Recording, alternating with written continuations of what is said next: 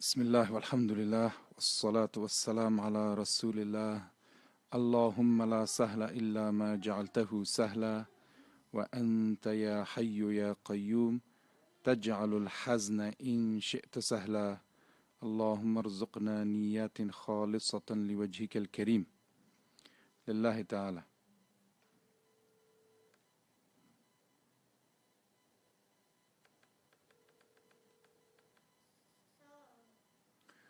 Okay. The Shaykh, may Allah protect him, said, the battle of Qadisiyah was a decisive battle.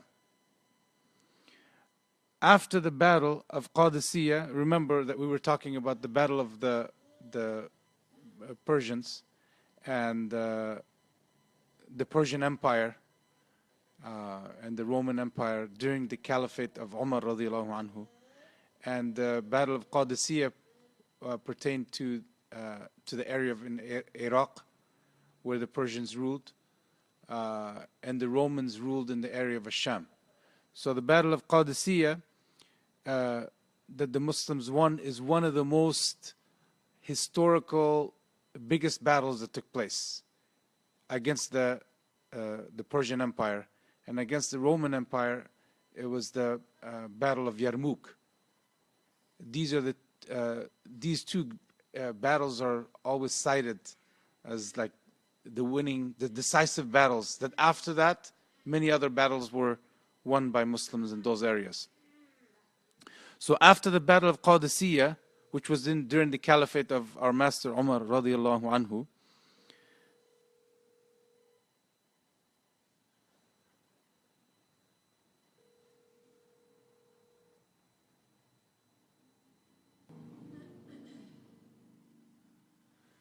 I almost clicked on canceling. I guess, no, it's still live, right? So, after the Battle of Qadisiyah, the Muslims went from one town to another town, winning one battle after another in the areas that were under the control of the Persians. Likewise, they did in the areas of Shaam, which were under the control of the Roman Empire. They moved from one battle to another. Among the important battles that occurred in Shaam, Shaam are the countries of Palestine, Syria, specifically Syria. Nowadays when they say Shaam, they're talking about Syria, Palestine, Syria, Lebanon, Jordan, and some other parts, small parts of Turkey, of nowadays called Turkey, and maybe certain areas of very small parts of Egypt, but mostly those countries. So this was all in North Africa, and this area was all under the Roman Empire. The Romans gathered after the Battle of Qadisiyah against the Persian Empire. So now this was a battle against the Roman Empire. They gathered in a place in the west of Damascus, in a flat land. The Muslims had a very fierce fight with them there. The battle ended with the Muslims winning it. Many soldiers amongst the Romans were killed. After that, their leader told them to go to Hims and stay there. Hims was a fortified city, very cold in the winter. He told them not to fight the Muslims except in very cold days. And their countries, they said, their leader said that the Muslims in their countries, they don't know what cold is. And their clothes are very light. It's not heavy, so it will not be able to protect them from the cold. They're not prepared for such a cold. Keep them busy in that area and fight them during the cold days. They will die due to the cold, and then they would be victorious, they said. And this is what they tried to do. But the Muslims were patient. Allah Ta'ala ordered them to, Allah supported them to the point that not even one finger was cut off due to frostbite. The winter ended. Skirmishes and battles, like skirmishes, took place. The winter ended, and the Muslims were still there. And they didn't die, and they didn't leave. So they said, they came to the Muslim ruler in that area, and they offered a proposal. They said, "We will go under your rulership. We will surrender." So they surrendered Hims, and Hims became under the control of the Muslims. So they didn't fight in Hims, the Romans. And the leader of the Romans left all the countries of Shaam and went outside it because he realized that he could not stay in Shaam anymore. So, and this obviously after the Battle of Yarmouk, because the Battle of Yarmouk, we talked about it, remember? That was a decisive battle. So, as you know, it does not mean that there were no battles after that, but rather there were fierce battles that took place. And among these was the Battle of Ajnadin in the area of Palestine. It may not be called Ajnadin anymore, but the area near in Palestine, Ajnadin was where one of the battles took place against the Romans. As you know, North Africa was under the rulership of the Romans. So the Romans could get reinforcements in an easy way from North Africa to Palestine. This is why they gathered in Ajnadin and fought a fierce battle similar to the Battle of Yarmouk in its ferocity, until the Romans were defeated once again. Afterwards, our master Umar radiyallaahu anhu came to the area of Shaam, he himself, to check the situation of the country there. So he went from Medina and he came to Jerusalem. When he got to Jerusalem, they sent a delegation from Bayt al-Maqdis, from Jerusalem, and they said, "We want to surrender, but to Umar himself." So we heard that Umar came to Sham, and we want to surrender to him himself. So Umar did that. He wrote an agreement that contains the conditions of their surrender, and likewise Jerusalem became under the rulership of the Muslims. In this year, the year of 15 after Hijrah, because we count our calendar from the Hijrah. So after the Hijrah, the Prophet ﷺ was alive for how long? 10 years. Alayhi salatu wasalam. Then after 10 years, after 10, then Abu Bakr Siddiq radiyallahu anhu, he had his caliphate for a couple of years, 2 years and a few months. So in the year 15 is when this occurred. In the year 15, he also wrote down the names of the fighters in books. In this year, the city of Babylon was taken by the Muslims. The city of Babylon was taken by the Muslims. Likewise, the capital of the Persian Empire called Al-Madain. And this city still, as far as Babylon, it still exists. I think the name of the city, yeah, I mean, people know where it is, Babylon. As far as Madain, I think it's a city in ruins. I don't think people live in it, but it's still, the area, of course, is still around. But I don't think people live in it. It may be in ruins. In Madain, the Persians did not defend it. That was their capital. They left it, meaning not the people, but the ruling class, the ruling family. They left it, and the Muslims went into it without fighting. They found many precious and valuable things in that place that was left by the Persian leaders. They found the armor of the Persian king, Kisra. Remember who is Kisra? He is the king that was ruling, that had the dream of the 14 balconies, that fell in his palace. And when he went asked about the meaning of his dream, he was told that there is a man that he is born, and that he will be the reason to the end of the Persian Empire. So he thought, but it will happen after 14 kings. And he thought it will be taking a long time. And that happened actually not that long.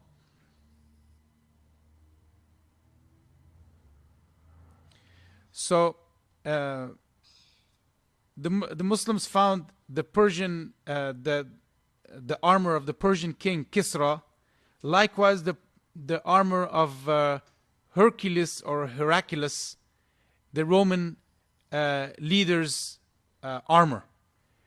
Why was it there? Because the Persians had defeated him in one of the battles, actually took him as a prisoner, and they took his armor.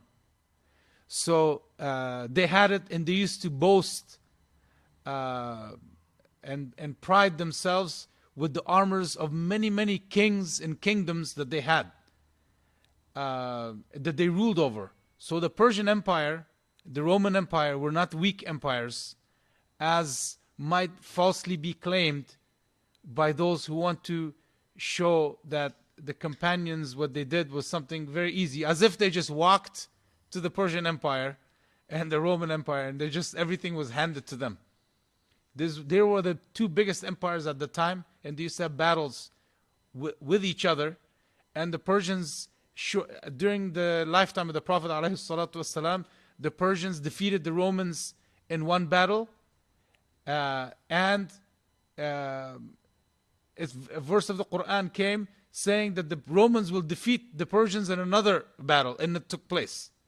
So the Romans, this is the time of the Prophet ﷺ, which any battles did not occur with them yet. So they were very strong, two big empires at that time.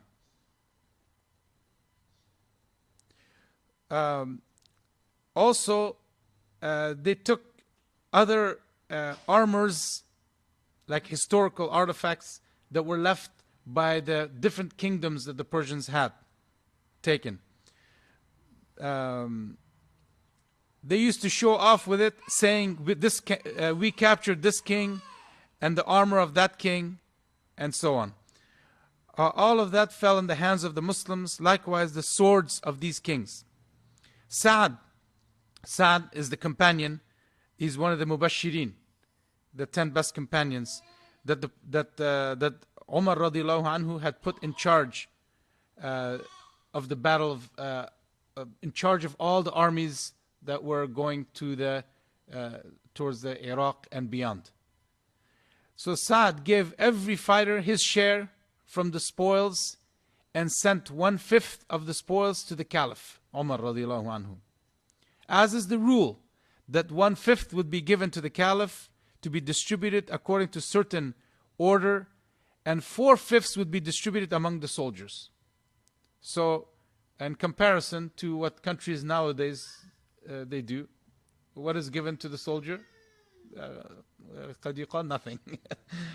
So, the soldiers, according to the Islamic rule, would be given, any spoils would be given 4/5, and 1/5 is given to the Caliph, and the Caliph has certain order that he must uphold to, giving certain things to certain people and distributed.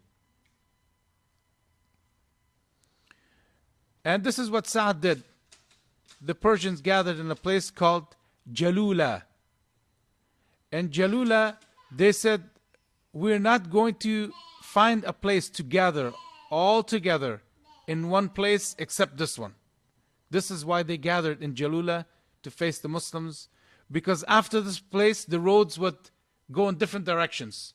So they kept retreating and losing one battle after the other. In Jalula they said, this is our final place. If we lose Jalula, if we lose this battle, then they'll be able to go take different routes and attack from different sides. So they gathered a big force, a huge force in Jalula to face the Muslims. So the Muslim army would be able to take different routes. They could split their forces and so on. But their king was not with them. Yazdajard, he had abandoned ship. He had gone to another location, a safe place, as he usually did.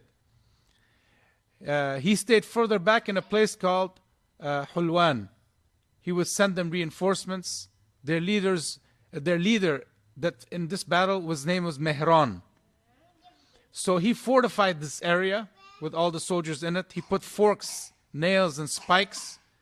Horses would not be able to go, and if somebody walked, they would be hurt.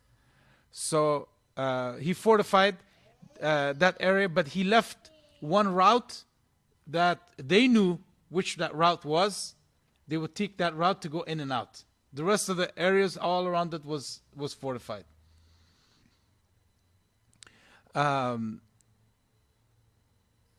So when the Muslims, they had a battle there. They fought a fierce battle there. And to the point that some people said that this battle was similar to the, in terms of its ferocity, was similar to the Battle of Qadisiyah on the third night. You remember that the battle went on through the nights, day and night and day and night, until it was the last night, and people are tired, and 3 days in a row the battle took place. So they likened it to that battle, but not as long. It was shorter and quicker. But in terms of its ferocity, they said it was very fierce. And the Muslims reached the route that did not have the metal spikes and blocked the Persians from going back to their fortified positions. So the Muslims were able to reach to find the mouth of this route, and they stayed there. So a big part of the Persian army was outside that area, and the Muslims reached the mouth of that unprotected route and blocked it with their forces. But then the night became close. So the leader of the Muslims in that army was worried. If the night fell and the Muslims go back to their place, then they would be able to, the people would just be able to go back to the fortified positions, dragging it longer. Many people would be harmed and hurt. And so he thought of something to do. He said, tell the soldiers that your leader is in the trench in that area. And by the word leader, he did not mean, he did not mean the general leader, he meant himself. But it could be understood from that statement that the leader he's talking about the general leader of the Muslims. He's there and he's stuck in that trench. Not the leader of a small force, but the leader of the entire Muslim armies. To encourage them to go to that area and put more effort and not allow their leader to get hurt. So the news spread. So the Muslims thought what was meant is the general leader and all that of all the army. So all of them would put pressure on the opposing forces, and that's what they did. And when the end of the day came, when the night fell, they pushed the opposing army back. They wanted to get in, but they couldn't. They couldn't get through that because they were blocking it. And they were forced to go through the areas that they had put spikes, and they fell into the trap that they had set for the Muslims. Subhanallah. Many people were injured and killed due to those spikes that they went through, and as a result, it is said about 100,000 soldiers were killed. Yes. No, of the Persian army. During the caliphate of Umar radiyallaahu anhu, the city of Basra and Kufa was founded. In the year 17, he expanded the masjid of the Prophet Sallallaahu alaihi. During this year was the famous famine and drought that affected the area of Hijaz and other areas. So this, just to go back a little bit, this is a result of the years and years of hardships and that the Muslims went through. They faced many hardships, spreading the belief of the Prophet ﷺ, that no one is God except Allah. No one has the power to create except Allah. Allah, the creator of everything, He is not the son of anyone. He is not the father of anyone. Isa ﷺ, He is a prophet of Allah. Allah is not a body. He does not have a shape, a width, a length. All bodies is in need of the one who specified it with that body. So therefore, anything that is a body, that has a volume, shape, it is not the creator. The creator is the one who created it and does not resemble anything. So this is the belief that they were taught by the Prophet ﷺ. They stayed firm on the belief that Allah existed before everything. Allah existed before space, before time, before directions, before light, before darkness, before universe. Allah existed and nothing else existed. Allah created everything and He exists now as He existed before, without a place, without Him resembling the creation. This is the belief that they held onto, and this is the belief that they kept spreading to the world. People worshipping idols, people worshipping a man, Isa alayhi salatu wasalam, people worshipping the one that they claim is God, but they attribute to Him weakness and tiredness, like the Jews did. So once a person may hear about these battles, they think, oh, this, they think it might have been very easy. They went through a lot of hardships to protect this belief, the belief that the Prophet ﷺ taught them, and they remained steadfast after the death of the Prophet ﷺ. As Allah Ta'ala mentioned in Al-Quran, أَفَإِن مَّاتَ أَوْ قُتِلَ انقَلَبْتُمْ عَلَىٰ أَعْقَابِكُمْ. If he died, وَمَا مُحَمَّدٌ إِلَّا رَسُولٌ قَدْ خَلَتْ مِن قَبْلِهِ الرُّسُلُ. Muhammad alayhi salatu wasalam is not except a messenger that other messengers before him came and died. So Muhammad alayhi salatu wasalam, he is a messenger. And what is the job of a messenger? To deliver the message. And that's what the messengers before them did. They delivered the message. They died, alayhi salatu wasalam, but the message kept going on. And Muhammad alayhi salatu wasalam, he was a messenger. He delivered the message as in the perfect way, the best way, and he died alayhi salatu wasalam. If he died, Allah Ta'ala mentioned this verse when he was alive. The verse of the Quran came.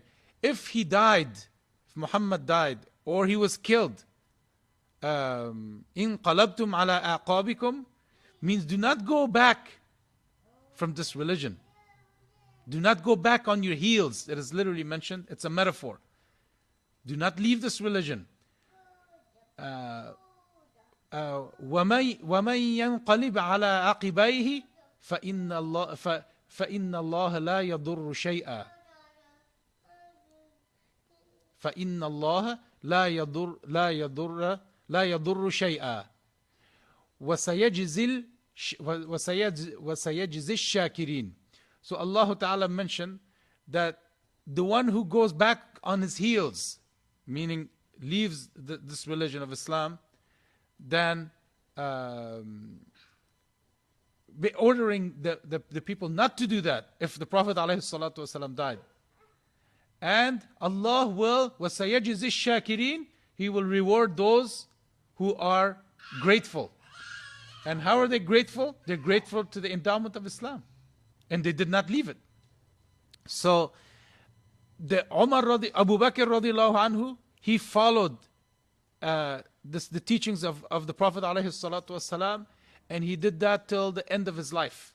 And Umar radiyallaahu anhu, and these companions, they did that in the best way. And these companions, the companions of Muhammad ﷺ, have such a high status. They're spreading this belief in the earth. They're the ones who are spreading this belief in the earth. If it was not for them, then the belief of the Prophet ﷺ would not be spread. So they did their duty, and this is the reason. They're not after the gains of the Roman Empire. or golden coins of the Persian Empire, or their armors or such. This is not what they're after. They're after to tell the people, to teach the people that Allah is your creator. He is one. He does not resemble the creation.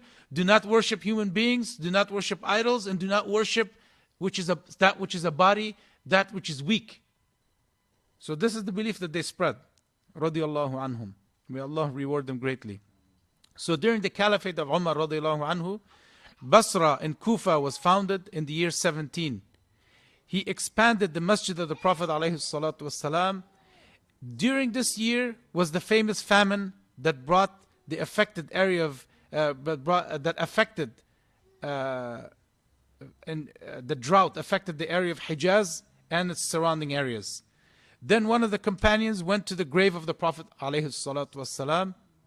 He talked to the Prophet alaihi salatu wasalam.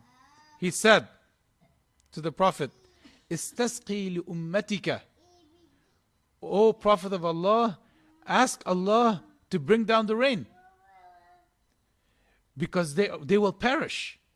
If this keeps going on, they will perish. So he said that. And then after some time, he slept next to the grave of the Prophet alaihi salatu wasalam. After he slept, he saw Muhammad alaihi salatu wasalam in his dream. The Prophet alaihi salatu wasalam in his dream told him,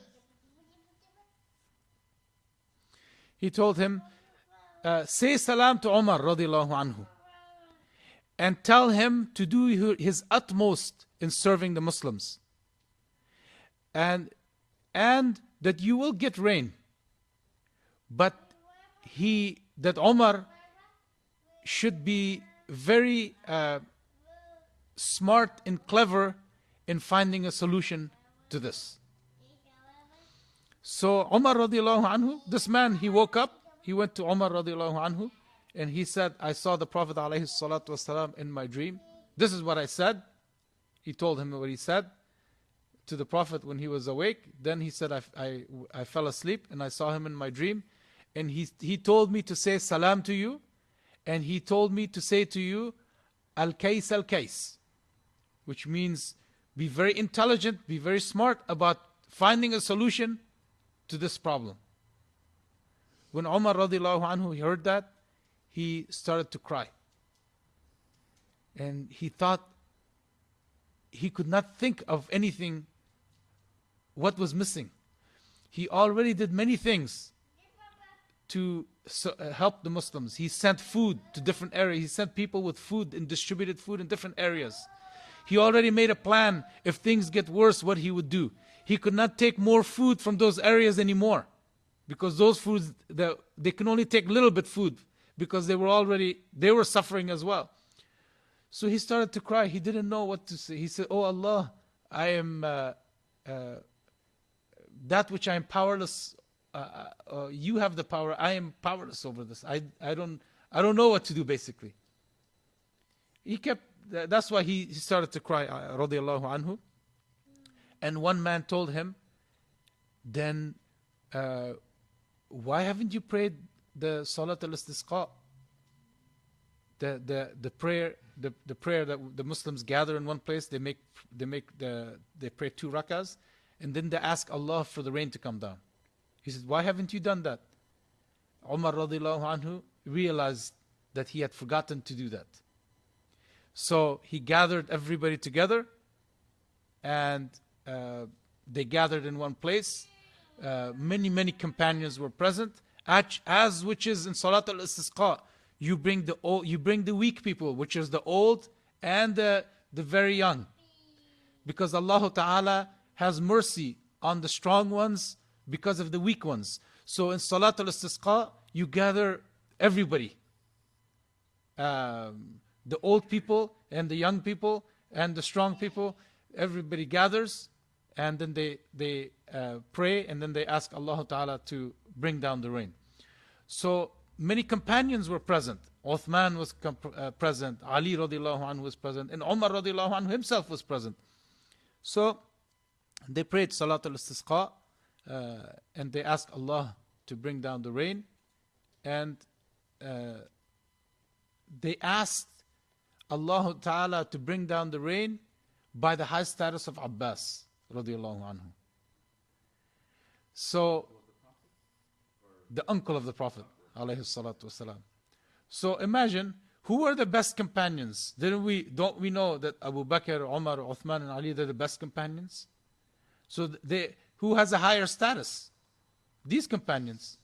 Then they have a higher status than Abbas radiyallahu anhu. Abbas was the uncle of the Prophet alayhi salatu wasalam. So the Prophet alayhi salatu wasalam used to show him respect, honor and glorify him, like a son would honor, respect and glorify his father. So Umar radiyallahu anhu told the people, "O people, respect Abbas just as the Prophet alayhi salatu wasalam used to respect him. He used to respect him like a son would respect his father." So then and use him. So if this is what the Prophet did, use him as a wasila, as a means to ask Allah to bring down the rain. So the Wahhabis, they have a very strange saying about this, because they deny tawassul. They say tawassul is shirk and haram. So they say, oh, the Prophet alayhi salat, Umar radiallahu anhu did not make tawassul by the Prophet, because now the Prophet was dead, and he do not make tawassul by someone who died, because they claim that Muhammad alayhi salatu wasalam cannot benefit after his death, which is contrary to reality, because what did that man, when he fell asleep, he saw the Prophet alayhi salatu wasalam in his dream. And didn't the Prophet say, no one can take my place in the dream? The devil cannot take my place in the dream. Shaitan cannot come and take my place in the dream. So, this is a proof against them. And it is said to them, the Ahl Sunnah scholars, they replied to them, just as Umar radiallahu anhu, for the same reason that he left out making tawassul by Uthman and Ali and himself, who were higher status than Abbas, he left out making tawassul by the Prophet Sallallaahu alaihi wasallam.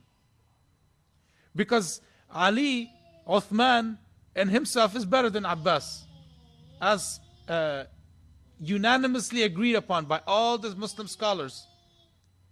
All Ahl Sunnah scholars, they unanimously agree about the status of Abu Bakr and Umar, that they have the best status after the Prophet alayhi salatu wasalam.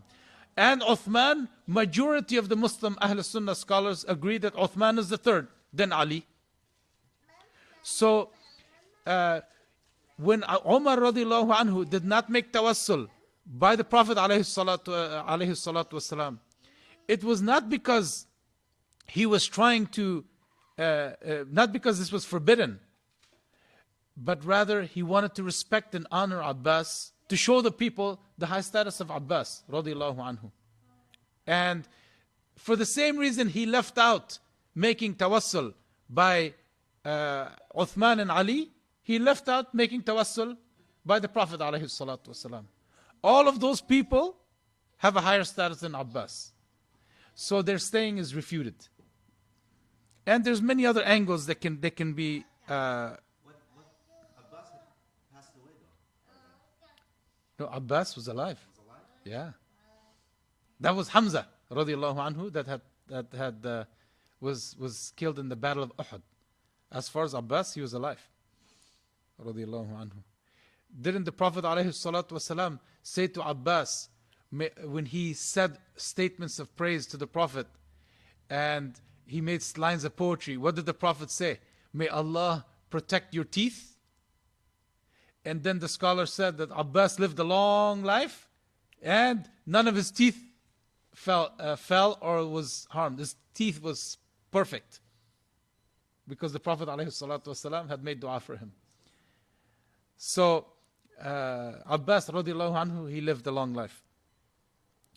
From this incident, several matters were deduced: that it is permissible to call upon the Prophet after his death. This companion went to the grave of the Prophet ﷺ, and he called upon him. He spoke to him, and then he asked him for something. He said, "Istasqi li ummatika." O Prophet of Allah, make dua to Allah to bring down the rain, because they will perish. And it is also known the permissibility to ask the Prophet ﷺ for certain things after his death.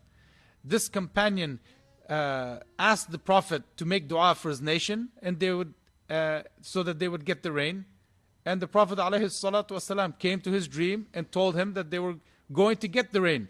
And this hadith is not a story, but rather it is narrated by Huffaz with sahih chain, going back to Umar radiyallaahu anhu in that incident. And there's other proofs, which this is not the place for it. We will not discuss it now. Umar radiyallaahu anhu and other companions knew that what companion did, and no one amongst them objected to that, and they permitted him to do this. So it is known that this is permissible from this hadith, and it is not like the Wahhabis who say it is haram to ask the Prophet ﷺ to make dua for you or the like, or they say that it is shirk and blasphemy and kufr, waliyadu billah, and it is not true. If it was haram or blasphemy, then the companions would not have done it, and they would have not been silent about those who did it. If one of them did it, then the others would not have been silent. They wouldn't have been participating in that. It is also known from this incident that Umar radiyallahu anhu made tawassul and asked Allah by Al-Abbas, showing you the permissibility of tawassul. In that incident, not by the Prophet ﷺ, but rather to respect Abbas, like the Prophet ﷺ used to do.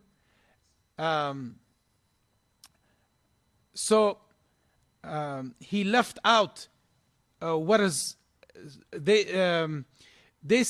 they say is that how can Umar radiyallahu anhu leave out that which is better?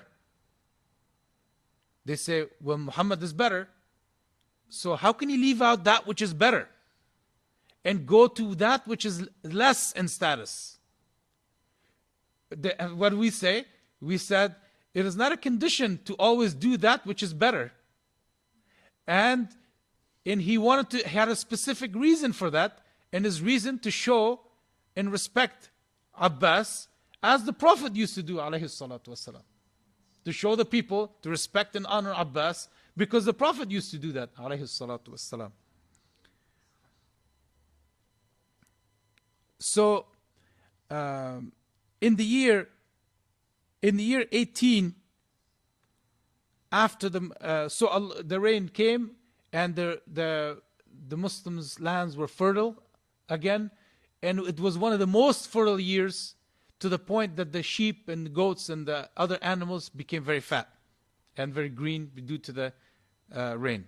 In the year 18, after the Muslims kept opening areas under the Persian Empire, and in the year 20, Egypt went under the control of the Muslims as well.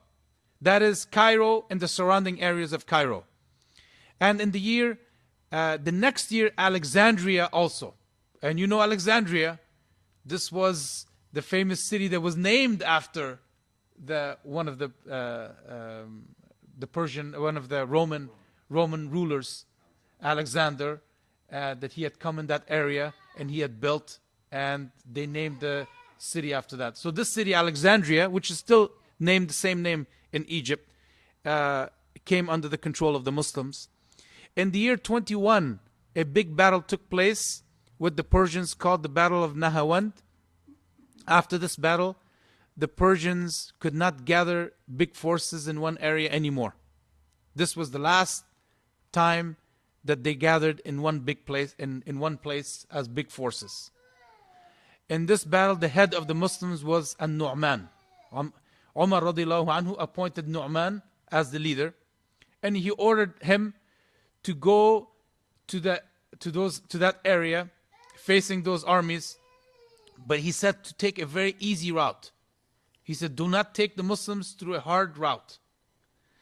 In this battle, this is what he said. He said, do not take the Muslims through a hard route. Take the easy route for them, the less dangerous route for them. and do not put Muslims in the way of danger. He wrote to him that one man among the Muslims is more beloved to me than 100,000 golden dinars, which means do not put the Muslims in danger, for example, to get some spoils or the like. Because the Muslims now, when they were conquering these lands, this is not what their intention was. But this is what happened. They're conquering these lands, they got many spoils. Umar radiyallaahu anhu reminding them that one Muslim to me is more beloved than 100,000 dinars. So do not put the Muslims' lives in danger unnecessarily for the sake of golden dinars or the like. So Nu'man radiyallahu anhu, he did that, following the statement of Umar radiyallahu anhu. When he reached the opposing forces, he noticed that they were in fortified positions. He talked with some of his aide and he asked them for advice. One said, let's do this.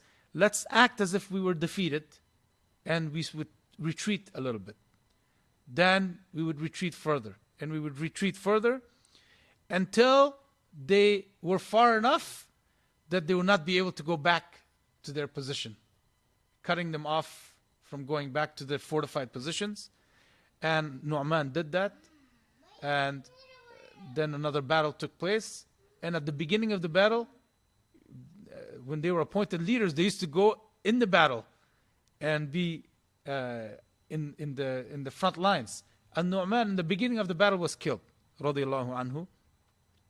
So the message, information, communication was sent to Umar radiyallahu anhu. A man arrived to Umar radiyallahu anhu, informing him what happened in the battle. And he asked them what happened. He said, we gained a big victory, but Nu'man was killed. So he said, Umar radiyallahu anhu started to cry.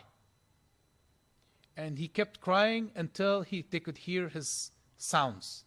He started to make sounds when he was crying. Then he said, who else was killed? Then he told them the names of those famous companions that Umar radiyallahu anhu knew about them. So he said such and such. And then Umar radiyallahu anhu cried again. And he said, who else was killed? He said, people that are unknown people. Like basically you don't know them. They're unknown to you. And he said, and so what if Umar radiyallahu anhu doesn't know them? But Allah Ta'ala knows about them and He will reward them greatly. So Umar radiyallahu anhu, this is the type of leader he was.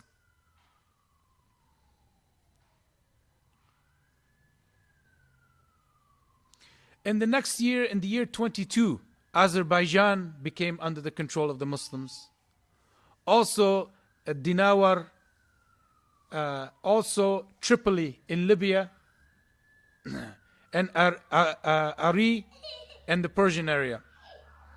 The next year, so the year 23, Karman, Sijistan, Ukraine, Asfahan also became under the Muslim control. In that year, Umar radiyallahu anhu went to Al-Hajj. So approximately the year 23, Umar radiyallahu anhu went for Hajj, and this was the last time he made Hajj, radiyallahu anhu. After he threw the pebbles in Mina, he laid down, and suddenly he stood up. He stood up and he started to make dua. He said, "Oh Allah, I became old and I am becoming weaker. The people that I am in charge of, they are widespread. So let me die without falling short, without neglecting what I have to do towards the Muslims." Shortly after that, Umar radiyallahu anhu died. A Majusi, Zoroastrian,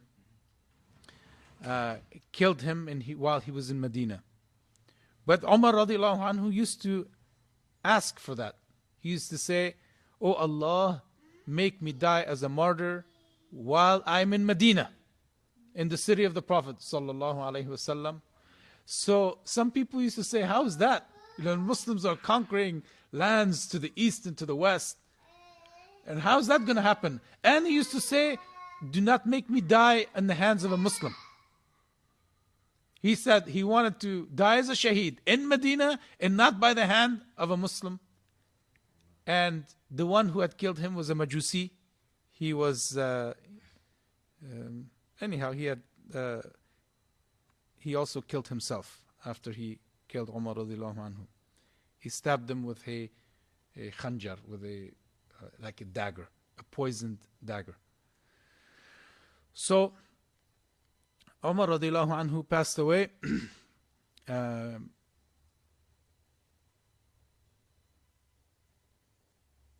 So he came to the, he was killed unjustly. Obviously the Muslim who's killed unjustly, he's a shaheed. And some question and answers were asked from the Shaykh about Yazdajard, the king of the Persians that were facing Umar. This was the king of that time. What happened to him? Yazdajard, he kept losing one battle after the other, and he kept retreating into different areas. Finally, he started to lose the people around him. And he thought, let me go to some of my allies. So it was nighttime. He got to a mill and he was tired. And he went inside the mill to sleep. So when he was sleeping, the man of the mill, a farmer, basically came and looked at him. He had very precious belongings. He's a king with very precious belongings. His clothes and things that he had. So that farmer, he killed him and took his stuff. So that's how he passed away. And this is not the man that tore up the letter of the Prophet ﷺ. And that other king was not also called Kisra. Kisra was when the Prophet ﷺ was born, that he had that dream. Then the man whom the Prophet ﷺ, who sent the letter to, he was another Persian king. And Yazdajat was the king that was at the time of Umar radiyallahu anhu. Another question asked about khalwa. The Shaykh said, a blind person does not prevent the khalwa. So if a man and a woman who are marriageable are in a room alone together, which is forbidden, they should, in the third person with them is a blind person, that person is not sufficient to prevent the khalwa. If three people are together, two men and a woman, or two women and a man in a room, it is not haram. But if a man and a woman who are marriageable are in a room alone where a third cannot see them, then it is not permissible. But if that person was a blind, then obviously he cannot see them. So it is still khalwa for three people to be together, a man and a woman, and a blind man, for example.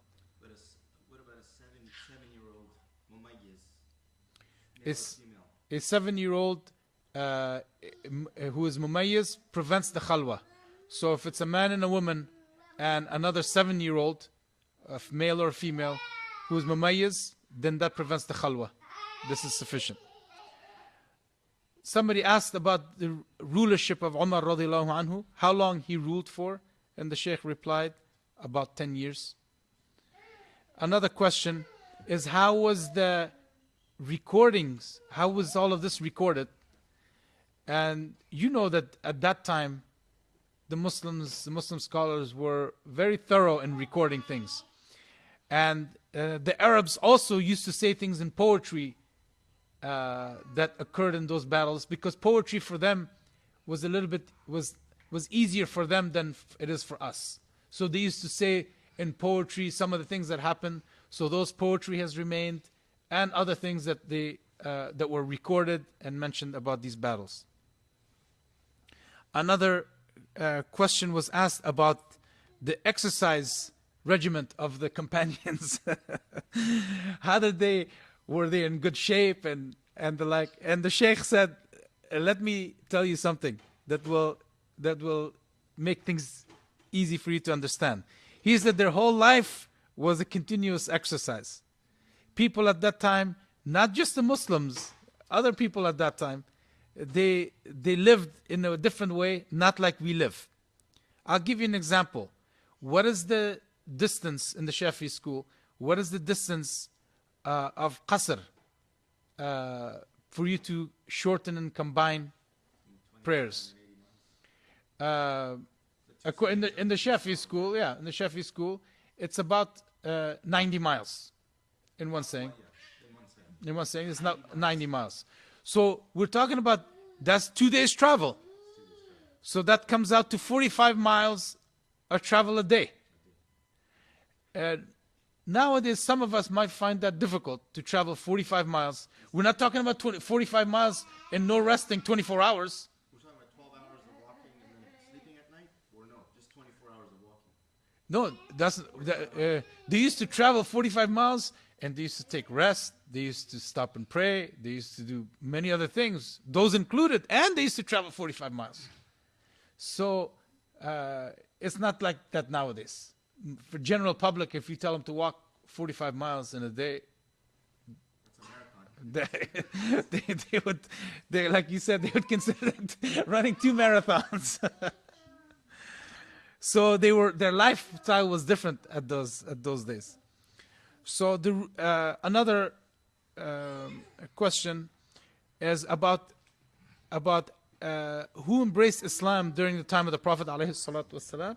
And the Shaykh replied, some Persians embraced Islam during the life of the Prophet ﷺ, because many Muslims in these areas, many people started becoming Muslim in those areas after the companions went and they taught them the creed, what the Muslims believe. Many people started embracing Islam in the area of the controlled areas of the Persian Empire. But before that, there were Persians who had embraced Islam. There were Kurds who had embraced Islam. There were Abyssinians from Habasha that embraced Islam, and the like.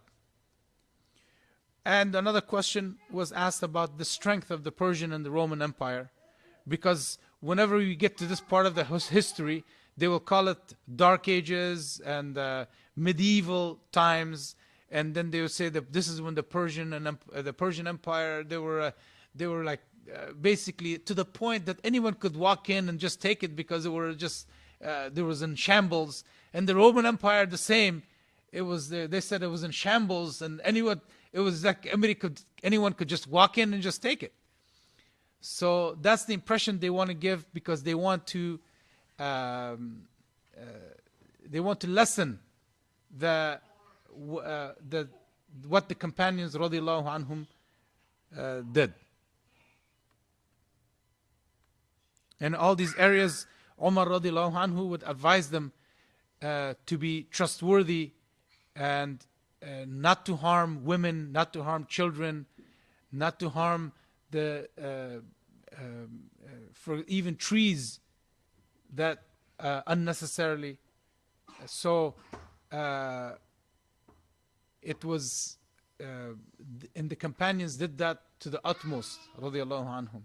And they spread the belief of the Prophet ﷺ that Allah Ta'ala, He's one, no one is God except Allah, and Muhammad ﷺ is His messenger, and this is the belief that we're on. Insha'Allah Ta'ala, this is the belief we would stay on, and the Muslims would be on this belief until the Day of Judgment. Alhamdulillahi Rabbil Alameen, wa sallallahu ala Sayyidina Muhammad Taha al-Amin. اللهم علمنا ما ينفعنا وانفعنا بما علمتنا وذكرنا ما نسينا وزدنا علما. اللهم اجعلنا من القائمين الصابرين واشرح لنا صدورنا ونور قلوبنا واجعل القرآن الكريم ربيعا لقلوبنا ونورا لأبصارنا وأكرمنا برؤية ولقاء سيدنا محمد صلى الله عليه وسلم وآخر دعوانا أن الحمد لله رب العالمين.